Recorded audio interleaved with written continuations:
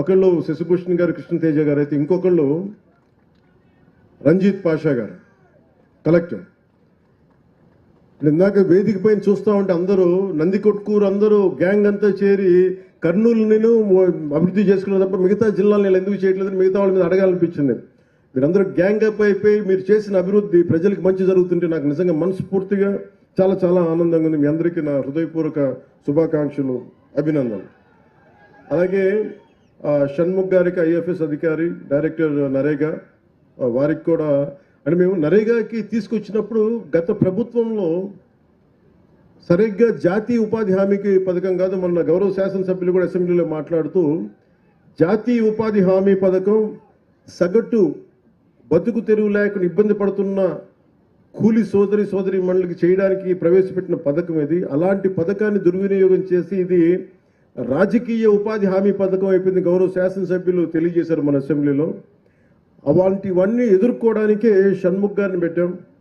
అలాగే వారితో పాటు మనకి శ్రీమతి నవ్య గారికి, ఐఏఎస్ గారికి కూడా జాయింట్ కలెక్టర్ కర్నూలు నా హృదయపూర్వక నమస్కారాలు. అలాగే ఐపీఎస్ శ్రీ కోయా ప్రవీణ్ గారికి, deputy inspector general of police, వారికి కూడా నా కర్నూలు రేంజ్ హృదయపూర్వక నమస్కారాలు. అలాగే యువ ఐపీఎస్ అధికారి శ్రీ విక్రాంత్ పాటిల్ గారికి, నా సూపర్ ఎస్పీ ఆఫ్ కర్నూలు, వారికి కూడా నా హృదయపూర్వక నమస్కారాలు. I love you. మీరు ప్రేమించక ముందే నేను మిమ్మల్ని ప్రేమించాను.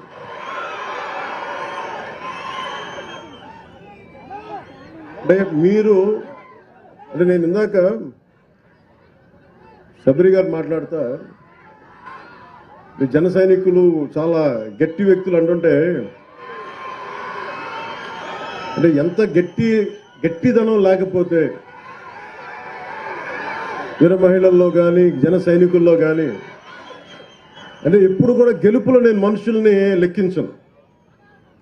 నేను మనుషుల్లో గెలుపుని విజయం డబ్బుని లెక్కించను. కానీ కష్ట సమయంలో నువ్వు ఎలాగున్నావు, కష్ట సమయంలో మీరు నిలబడ్డారు, బలంగా మమ్మల్ని అందరినీ నిలబెట్టారు.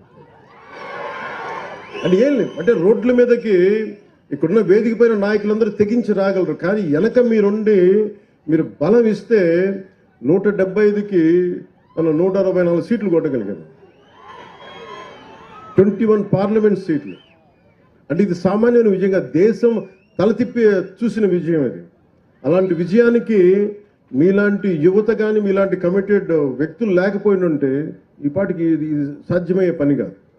అంటే మీరు స్ఫూర్తి పొంది మాకు బలాన్ని ఇచ్చి, ఇప్పుడు నాలాంటి వాడు కూడా పోరాటం చేయగలడు. కానీ మీరు మా వెనక నడవకపోయిండుంటే నాలాంటి వాడు కూడా ఏం చేయలేడు. అందుకని ఈ ఘన విజయం ఆంధ్రప్రదేశ్ ప్రజలకి, ఆంధ్రప్రదేశ్ యువతకి, ఆంధ్రప్రదేశ్ మహిళలకి మీది విజయం. అది మీరు విజయాన్ని ఇచ్చారు కాబట్టే కర్నూలు జిల్లాలో 119 కిలోమీటర్లకు గాను 117 కిలోమీటర్ల సీసీ రోడ్లని 75 కోట్ల రూపాయలతో చేయగలిగామంటే అది మీరు ఇచ్చిన శక్తి. అది అలాగే జాతీయ ఉపాధి హామీ పథకంలో 98% రోడ్ల నిర్మాణాన్ని పూర్తయ్యాయి.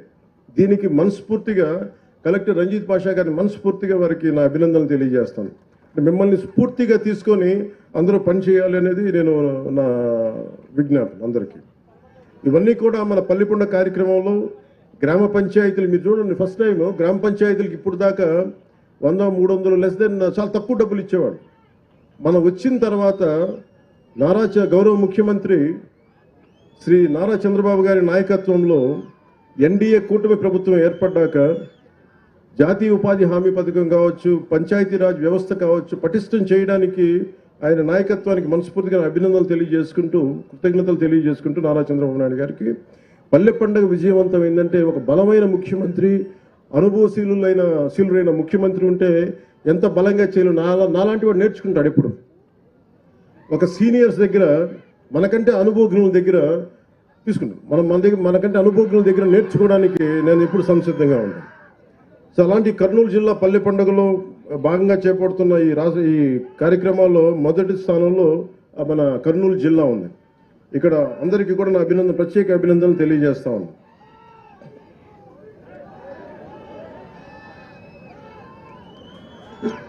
మీరు మారరే, నేను పల్లె పండగ, పంచాయతీరాజ్, సీసీ రోడ్లు, దేశం బాగుండాలంటే మీరు ఓజీ ఓజీ అని వస్తారు. సరే కానివ్వండి, నేను ఏం చేస్తాను. మీ శక్తి ముందు శబరి గారికి కూడా చెప్తున్నా, బైరెడ్డి శబరి గారికి కూడా, నాకు కూడా వీళ్ళ శక్తి ముందు నా శక్తి కూడా సరిపోదమ్మా.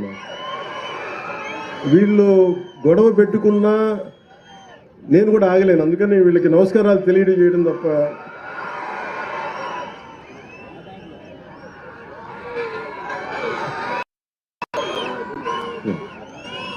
మీ అందరికీ ఒక జాతీయ ఉపాధి హామీ పథకం